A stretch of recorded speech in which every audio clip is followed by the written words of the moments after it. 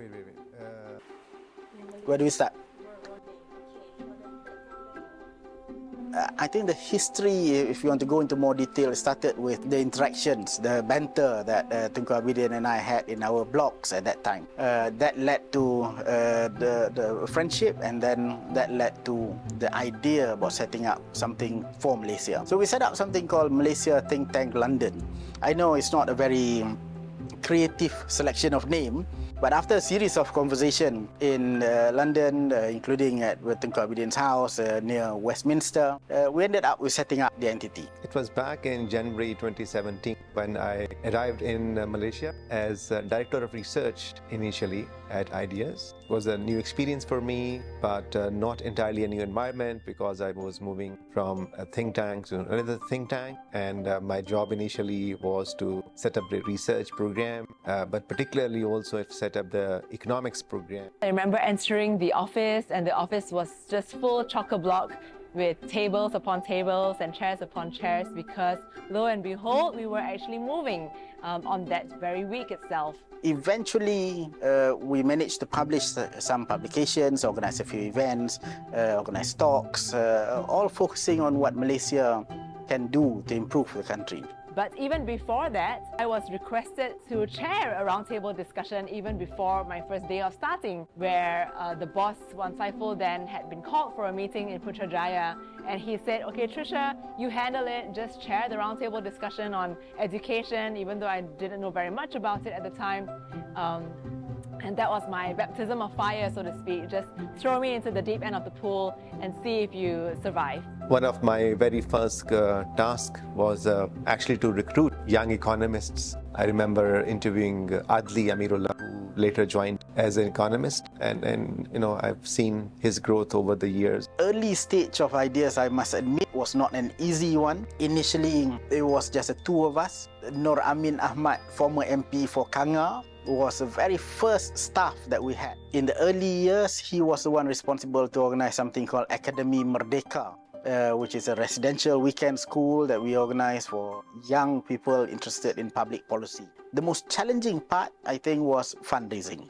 It's not easy. I'm sure it's not easy until now. Is that the job of a think tank is always to propose solutions, always to advance the intellectual discourse, and always challenge the status quo, whether in terms of economy or politics or social setup. It is quite possible that some of the ideas and some of the proposals that we recommend today may not be accepted in a political sense, but that should not deter us from advancing the debate further. But I think more importantly and closer to my heart would be the impact that we managed to introduce internally. I believe I strengthened the leadership team by putting everyone through, leadership training, understanding our core values, what were important to us, what were the principles that we held dear. Alongside that, we also built what we call a culture manifesto. We really emphasize culture, and this saying about how culture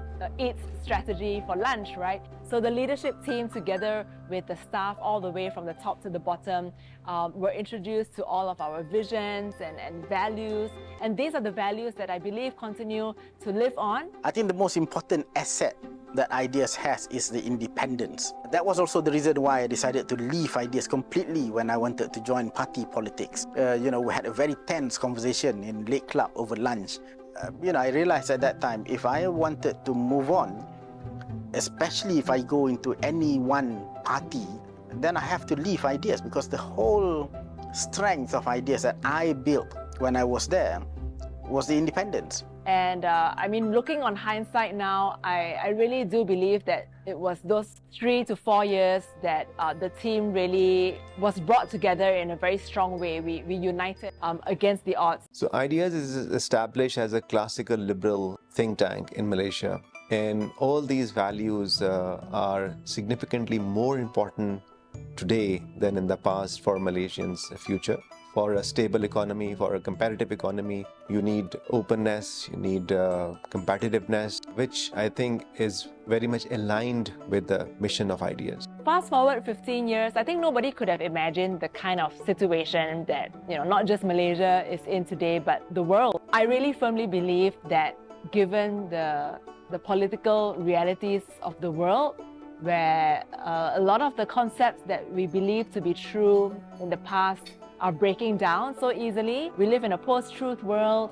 We live in a world where misinformation and disinformation and populism and all these things are on the rise. There's a hatred or a discomfort towards liberal democracy. Whatever it is that people believe, I think that ideas has a very important role to play in producing rational thought.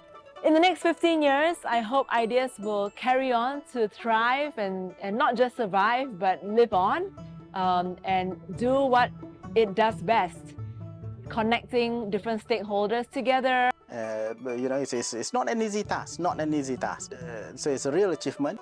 We must make sure that, we continue to achieve similar success, and even better, if we can achieve bigger successes in the future. So we should stay on the course, and we should keep progressing in terms of our thinking, writing, publishing, and communicating our messages. I hope that more and more young people, especially in the newer generation, will step up and learn about the great resources that Ideas has to provide. Continue this journey of publicly educating Malaysians, because it's so important, especially in the time that we live in today. Happy 15th anniversary, Ideas. I hope to see the day where I can also wish Ideas happy 30th anniversary.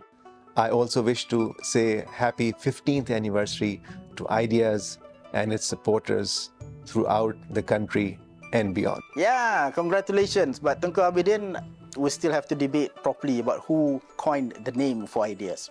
Congratulations, everyone.